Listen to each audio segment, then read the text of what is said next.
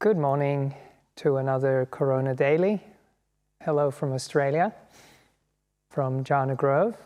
My name is Bhante Bodhidhaja, and I will be continuing with the right inclinations. This is actually the third part now.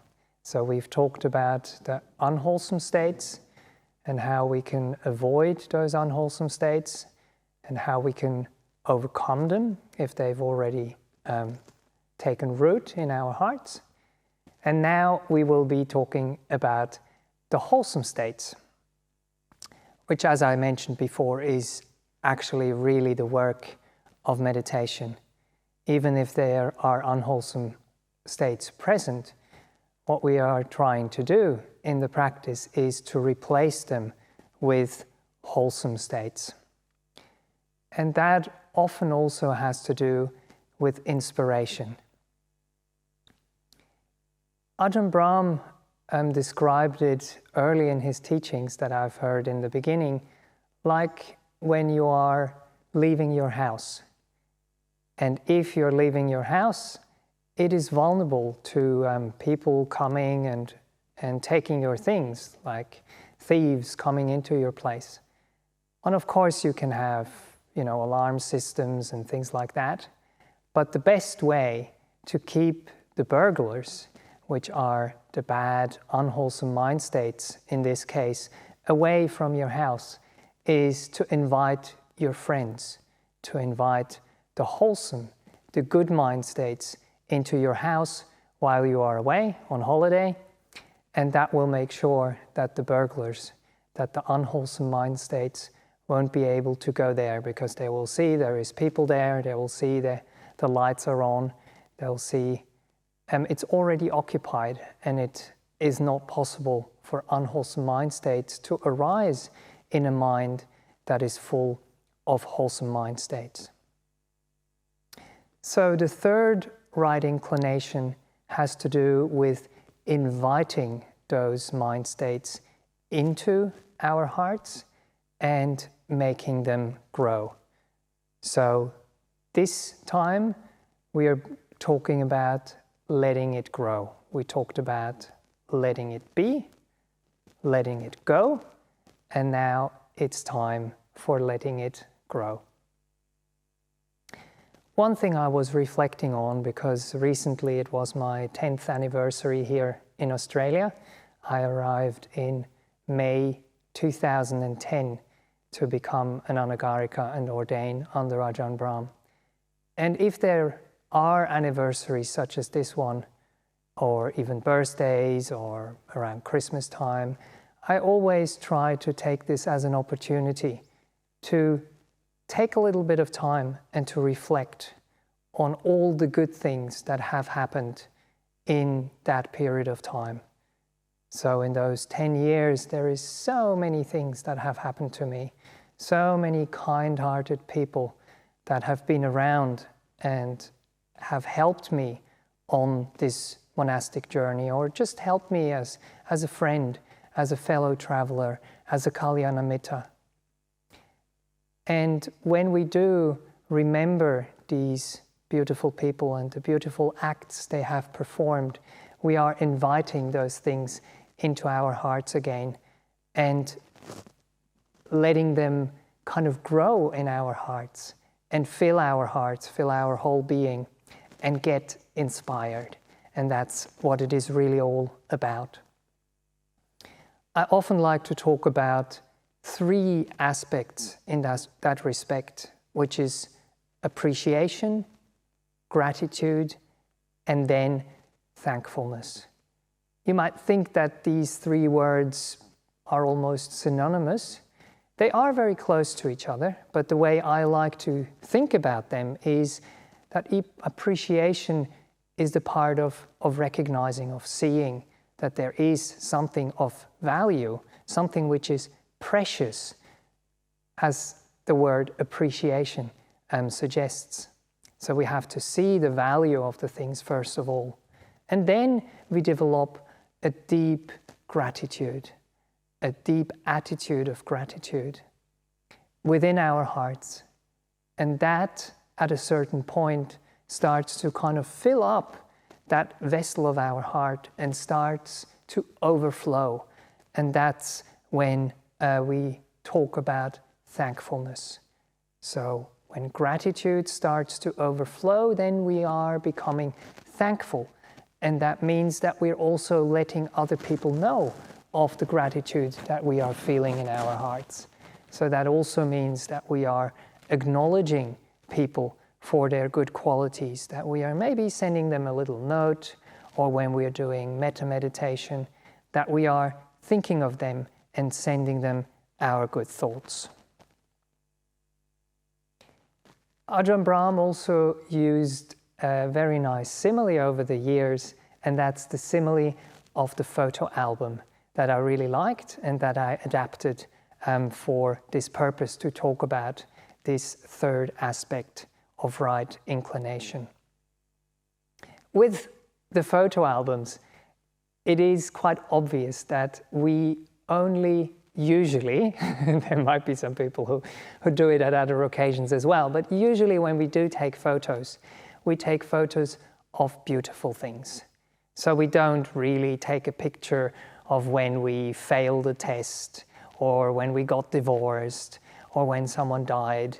That's not the occasions where we take photos. We take photos when we got married. We take photos when we ordain. We take photos when we're happy, when we are on our holidays, when there is good things happening in the world.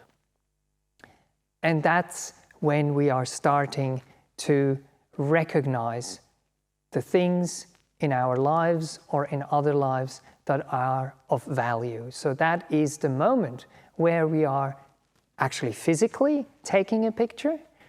These days, not with cameras anymore. Most people use their devices, or not with like the old Polaroid camera or whatever it was. These days, it's often our devices. But we have to recognize that there is something to be, something which is of value there, and to take a picture of that. So that is the first stage.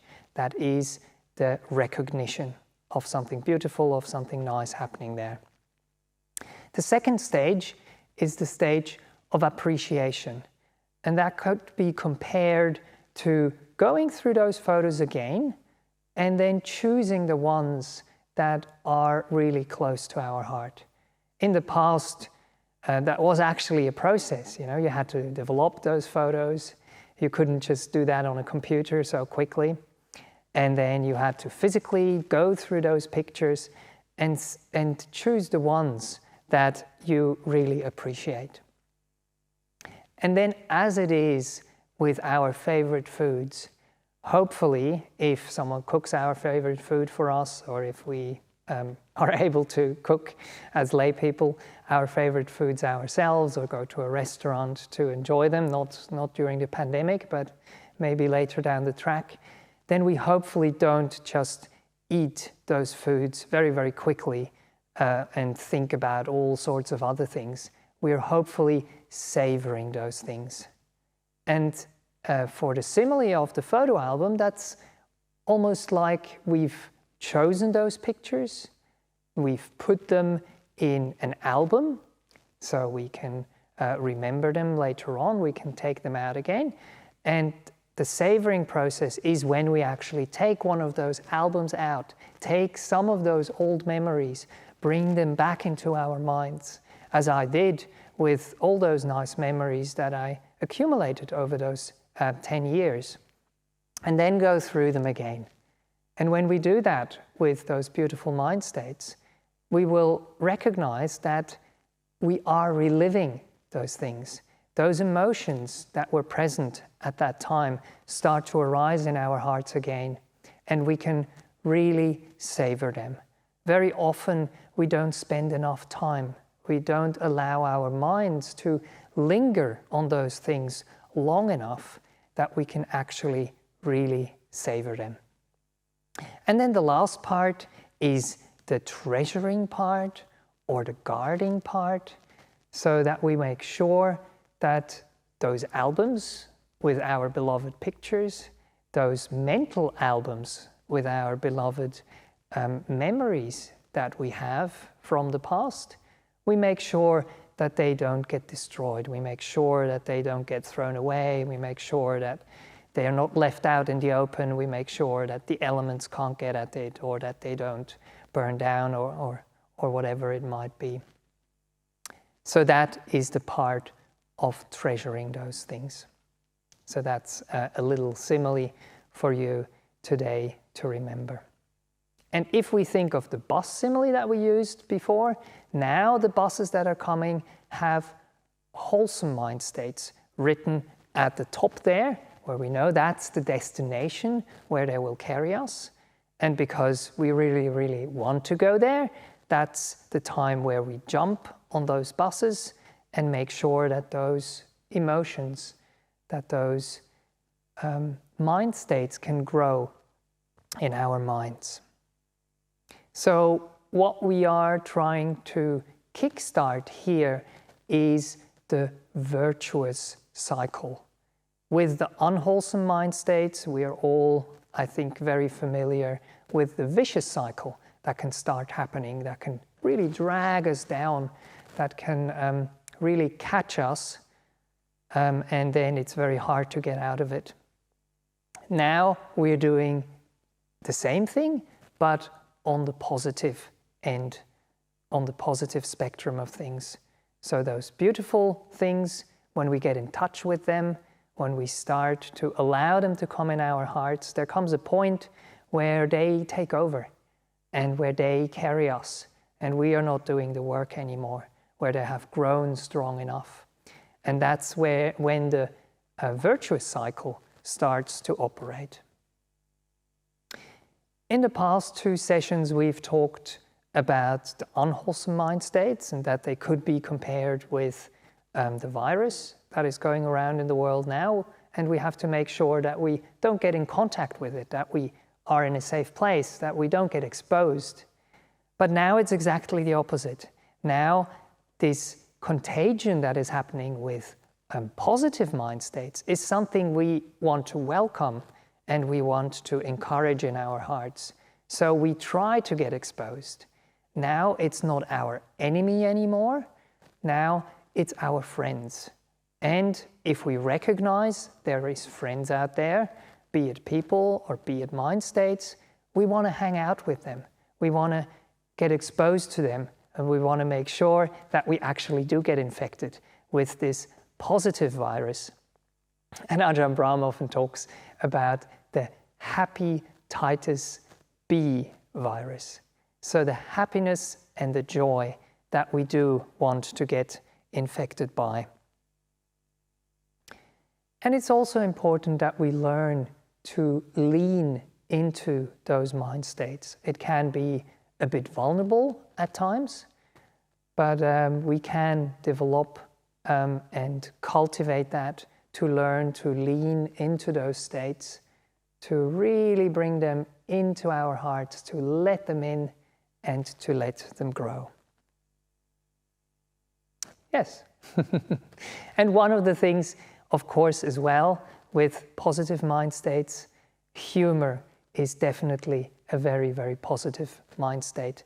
And it's something that can spread a little bit like a virus as well.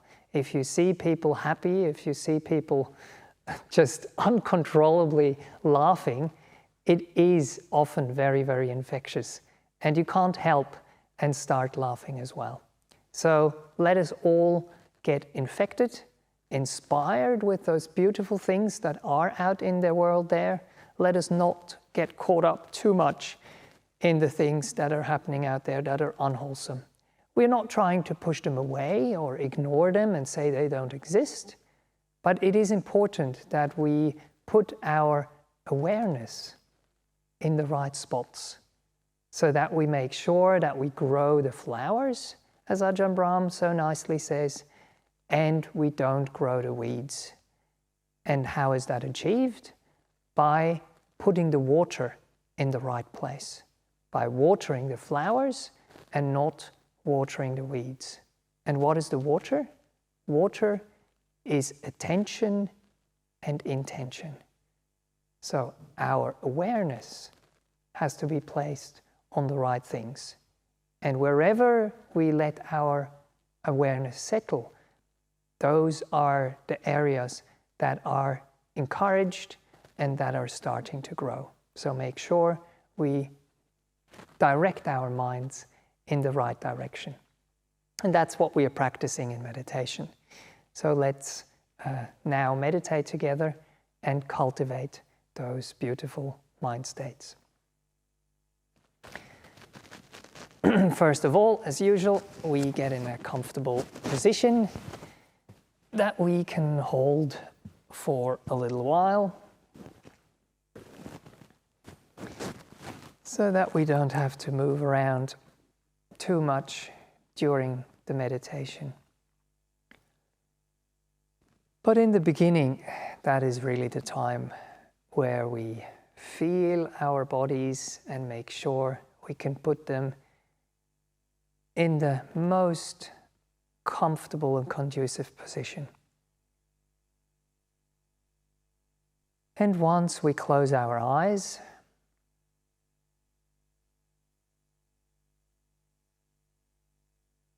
then our attention is not going out into the world that much anymore.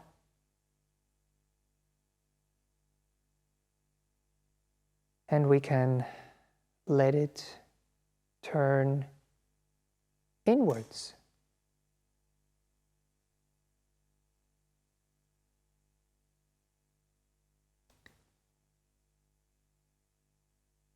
We can let it rest on our bodies in the beginning.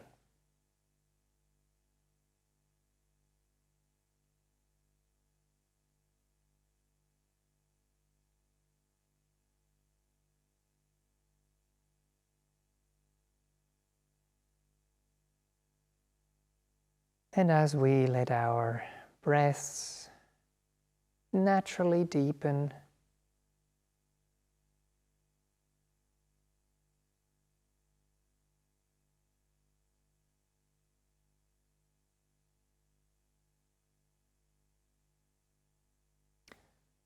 we can already feel that some nice feelings of relaxation and ease are starting to arise.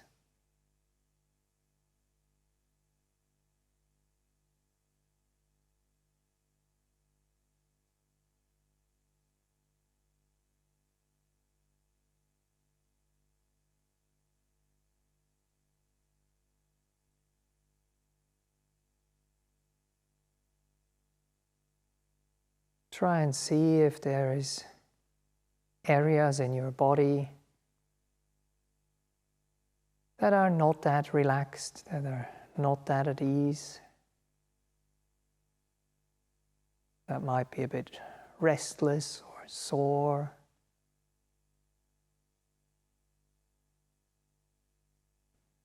And see if you can do something physically by moving, by stretching, by scratching, by coughing.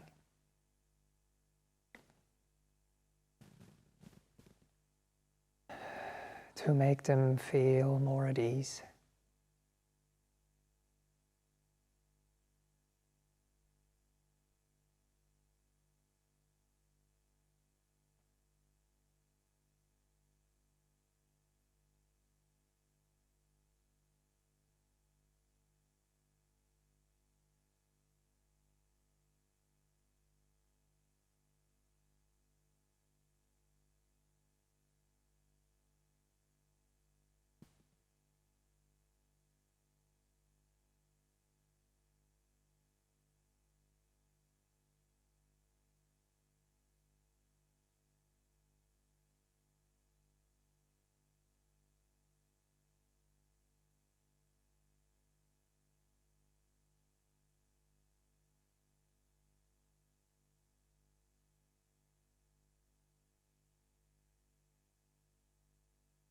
Make sure that you are not just watching your body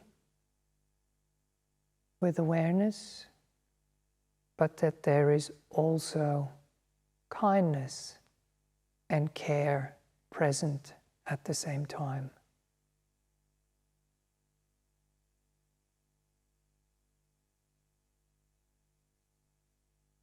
This beautiful combination which Ajahn Brahm coined kindfulness.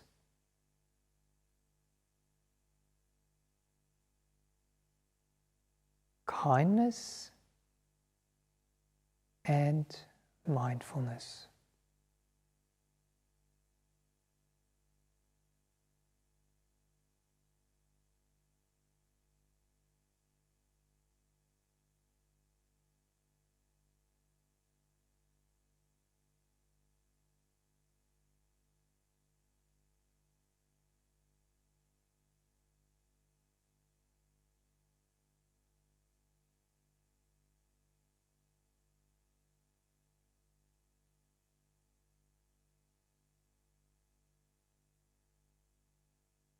And if you really look at your body that way,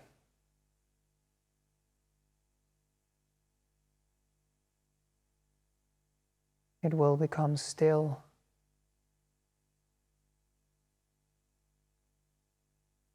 contented, and at ease, all by itself.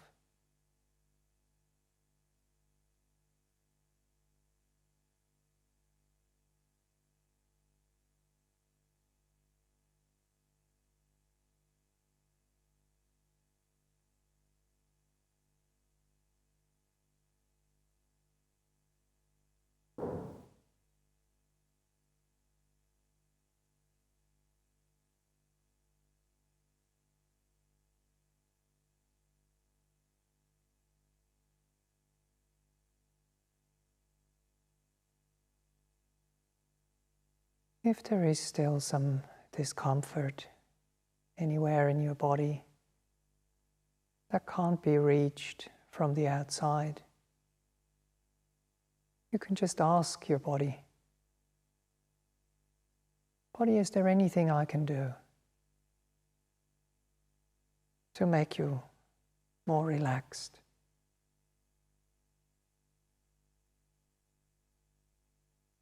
More comfortable.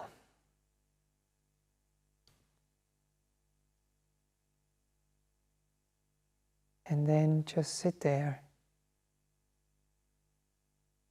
listening.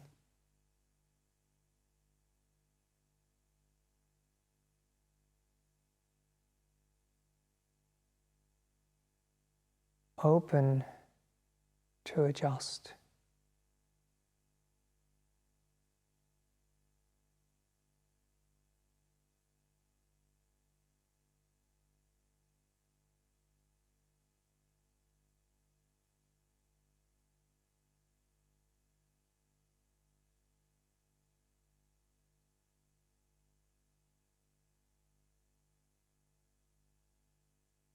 And if you do that sincerely,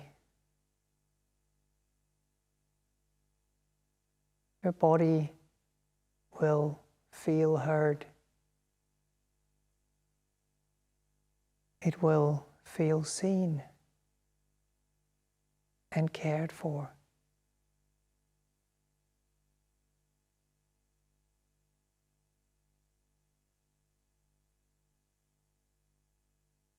And that's all it really takes.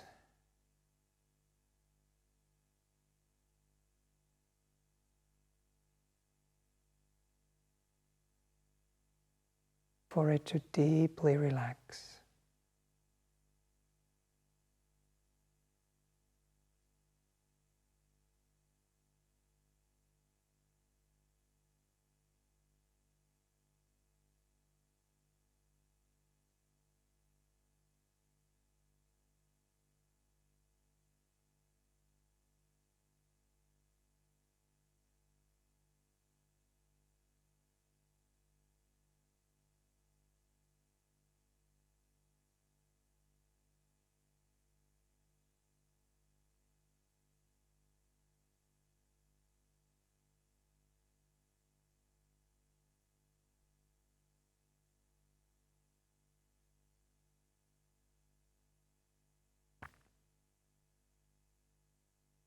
And once our bodies are reasonably relaxed, it doesn't have to be perfect.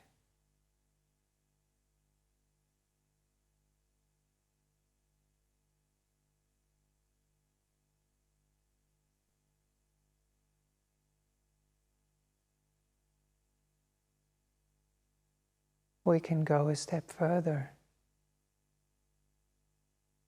with expressing kindness and care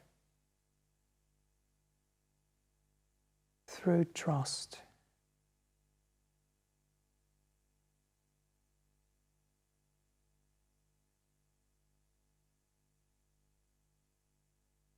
Deeply trusting our body that it exactly knows what to do, that it exactly knows how to relax, how to heal, if we only would let it.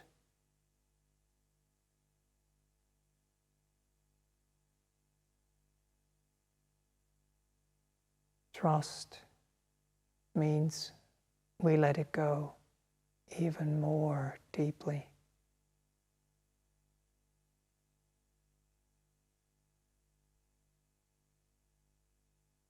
And let it slip away.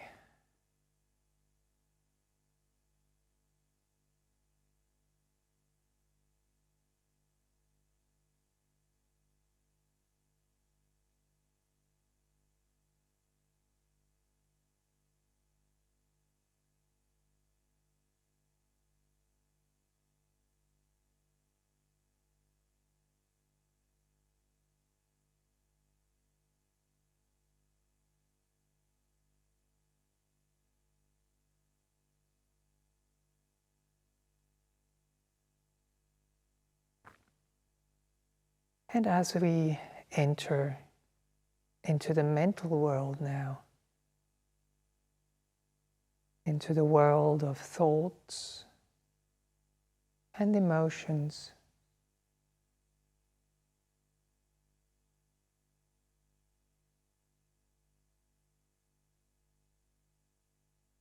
let's remember the photo album I was talking about before.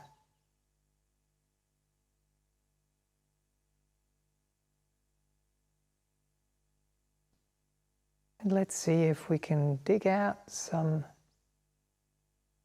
very nice memories from our past.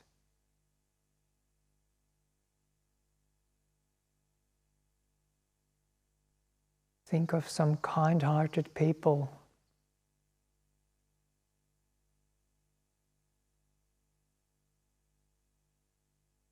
It might be our parents, teachers or mentors. It might be friends and family. It might be benefactors or donors.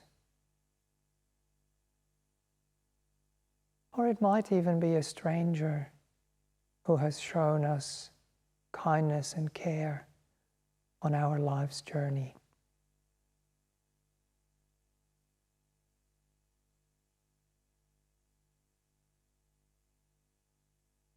And let us be touched by that kindness again,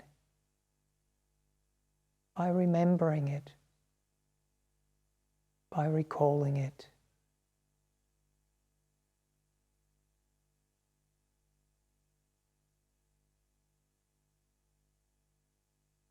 By allowing it to grow in our own hearts.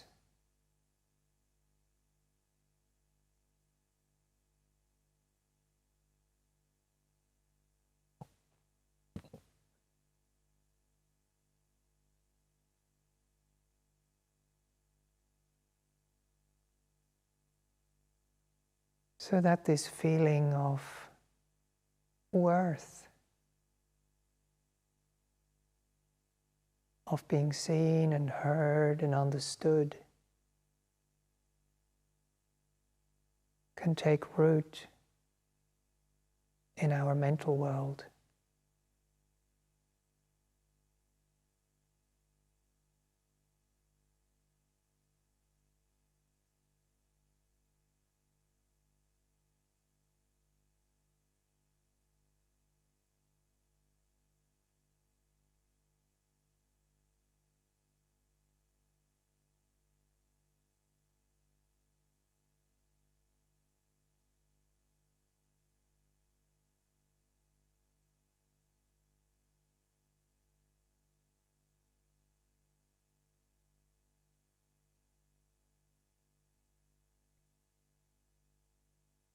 Let this feeling of having a purpose,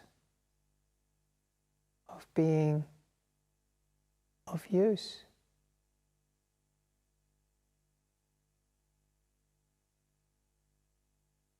of being helpful to someone else in this world, grow and develop in our hearts.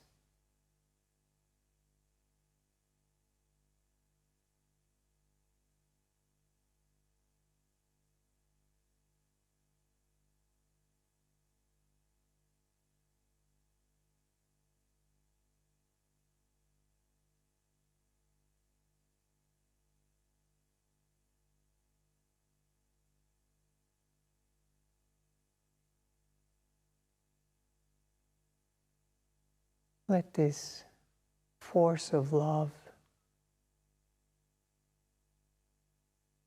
unconditional kindness and acceptance move in all directions.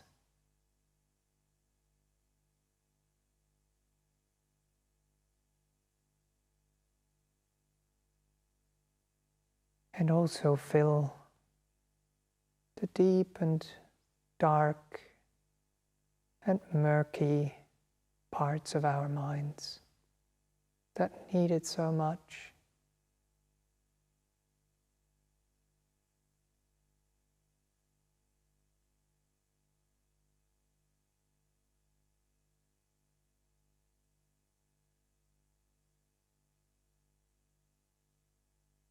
Let it light up and brighten up our minds and hearts.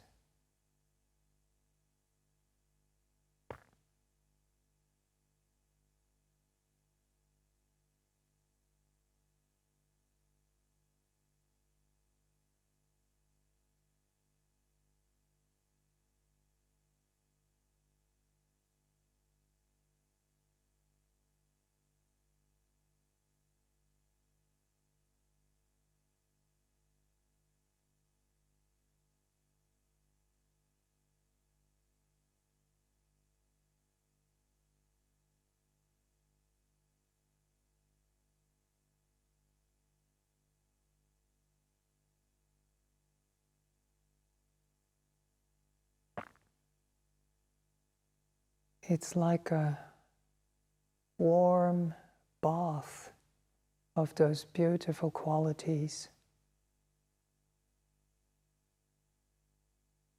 In the beginning, we might be a bit afraid of it and just put in one toe and test the water, so to speak. But once we feel how beautiful and uplifting it is, we just jump right in.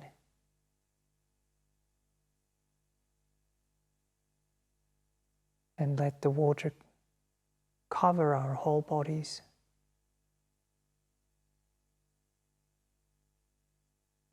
Envelop our whole minds. And saturate them with those wholesome, beautiful feelings.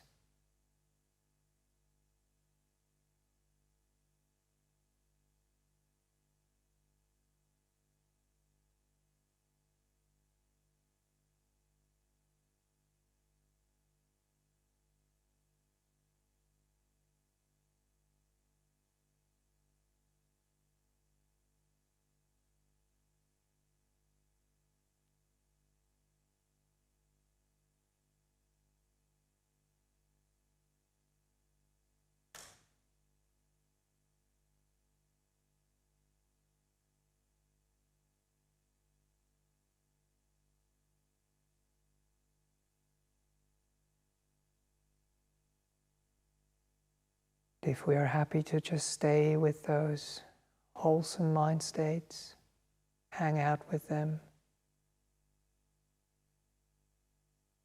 that's fine, just do that. If you wish to gently turn your attention to your breath,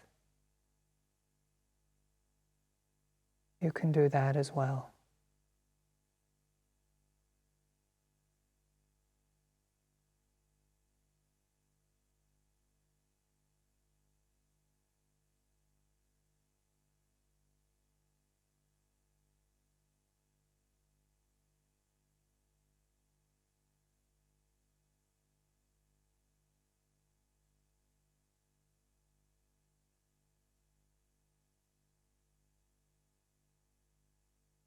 Just sitting there, kindful with your breathing.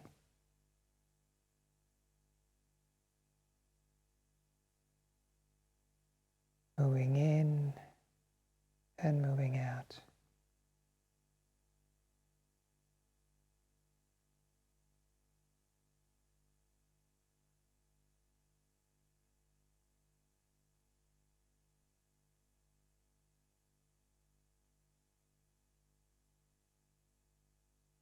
Flowing in and flowing out.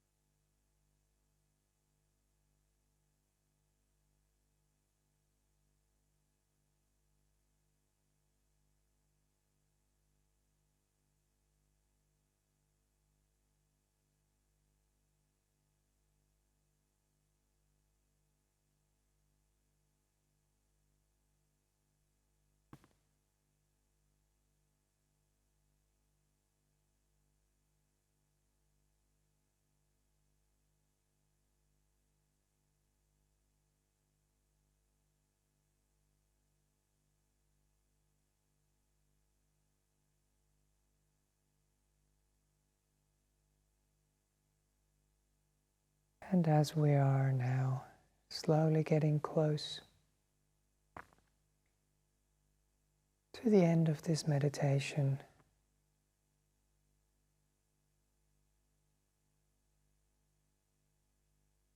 let's reflect back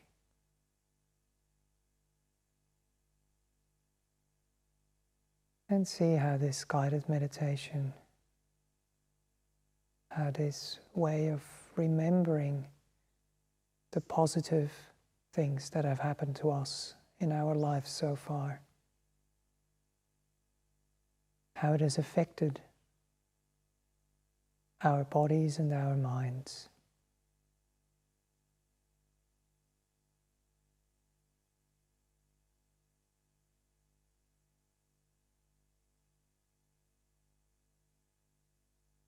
Is there things that have worked well, or things that haven't worked that well?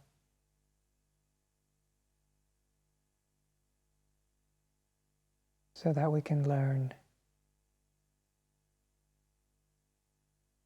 how to deal with our minds and bodies skillfully in meditation, to encourage those positive mind states and to let them grow.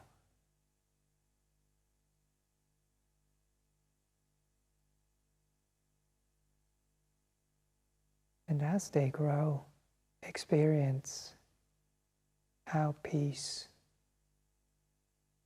stillness, and joy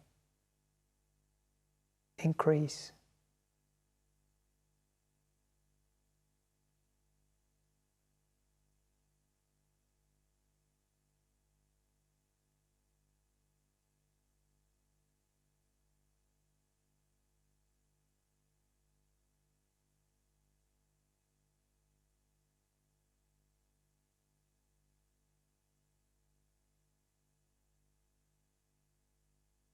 Can now slowly bring our attention with kindness back into our bodies.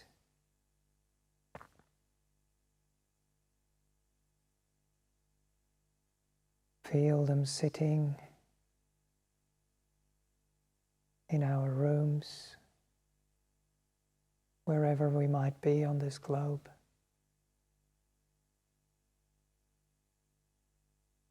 and reconnecting with the senses again.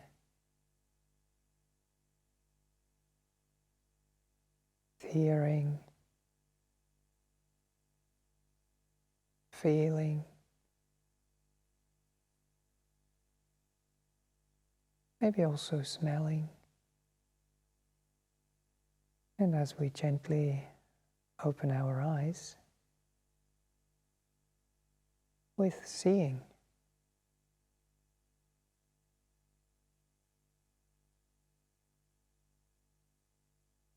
And let us take this joy and happiness, let us take those positive mind states, those friends in our houses, out into the world with us.